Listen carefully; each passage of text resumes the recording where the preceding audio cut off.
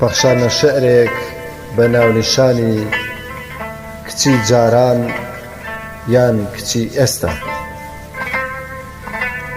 جاران خەونم دەبینی بۆ ماچی ئەو لێوانەی، ئێستا خەممە لە خەومە بە ماچێ فیلەرەکەی، نەکەوێتە دەمەوە نەکەوێتە دەمەوە.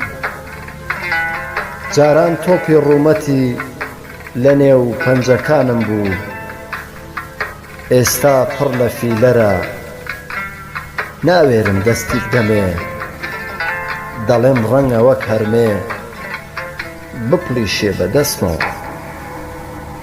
بپلیشێ بەدەستمەوە.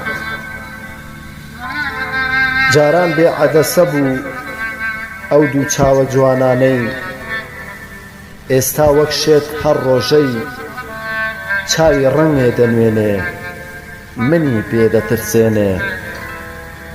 ترسی من کوێربوونیەتی گەرما بەرچاوی کەوێ.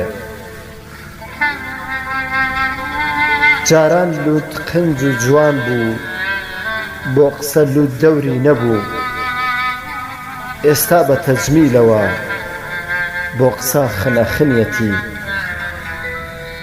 بۆ پارەی تەجمیلی تر ئێستاش فنەفنیەتی. هەر ڕۆژەی ڕەنگێ لە نینۆک ئەیە، سەری تاشراوە و بە بارۆکەیە.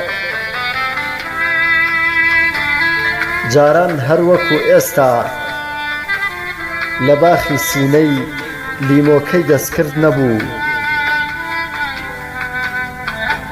لە دەست دابوو نەریتمان هەم گیرۆدەین هەم کەساس، بۆیە نایخەمە بەرباس لە جەستە شوێنی حەساس.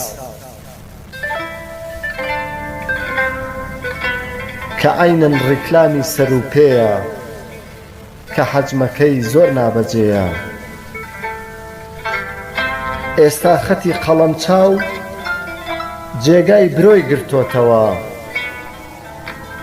دەم و چاوی کەم دەشوە تا برۆی لەگەڵ ئاو نەڕوە ناوێرم پێی بڵێم پشتی چاوت بێبرۆیە، هەر کاتێ نەقدیش دەگرم معلومە وەڵامەکەی. جا تۆ حەقت چییە و هەر ئەیڕۆ و ئەیەڕۆیە، هەر ئەیڕۆ و ئەیەڕۆیە.